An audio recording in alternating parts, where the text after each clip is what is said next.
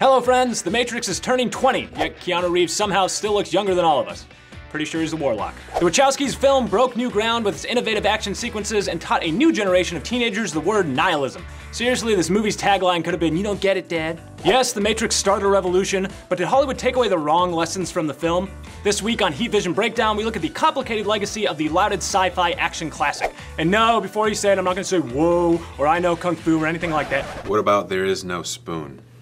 You know what, David Castellaneta from Umbrella Academy, if that's the way you want to do it, then you can do it yourself. There is no spoon.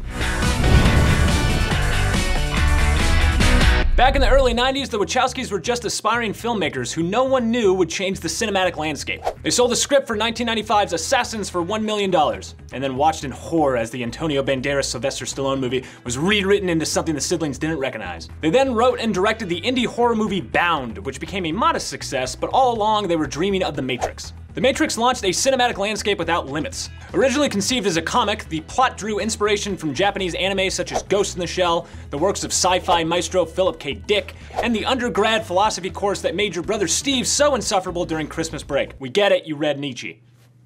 Stitching together their influences, the Wachowskis created an original world of their own that felt unlike anything we'd seen in American blockbusters. In doing so, they invited other filmmakers to break the mold, push boundaries, and to ask their audiences to think about narratively simplistic action films on a deeper level. Yet, when we look at what came after The Matrix, that doesn't seem to be the lesson that many took away from it. Doesn't even seem to be the lesson that the Wachowskis took away from it, given the direction the trilogy took after 1999.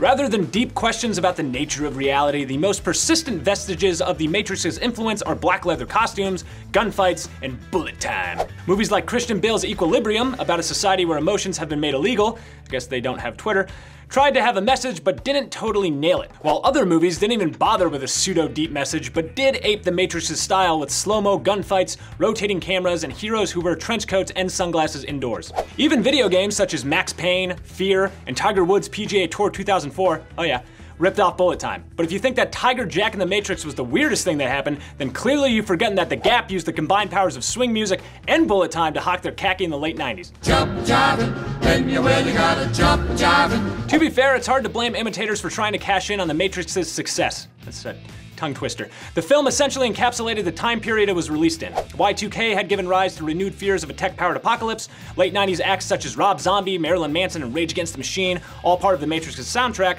were at the height of their popularity, and the list of people who wore Oakleys wasn't just made up of guys selling Adderall at nightclubs. To emphasize just how late 90s The Matrix actually is, remember that dial-up internet was a central plot point that the entirety of the film's action revolved around.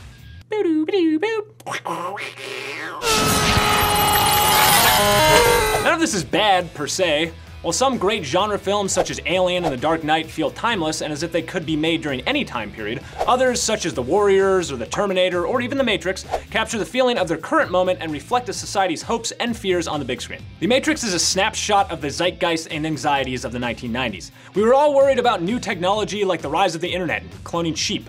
But the Wachowskis distilled those feelings on film through their own lens. Did we all think we'd be responsible for the apocalypse and a near future that saw us all harvested in baby farms for the sole purpose of becoming batteries to supply energy to the machines, who used all that said energy to endlessly grow more babies, which eventually became batteries to fuel said harvesting? You know, well, sounds kind of silly when you lay it out like that.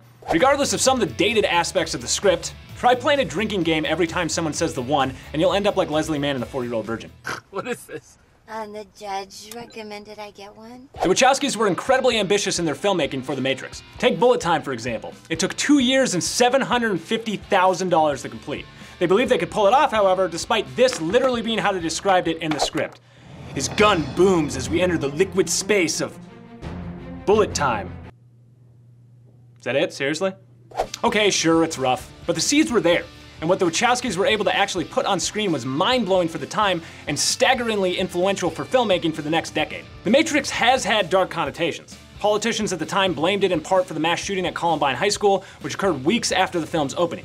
And the term red pill has been co-opted by so many groups pushing different agendas that it hardly even registers as a film reference at this point. But The Matrix also opened people's minds.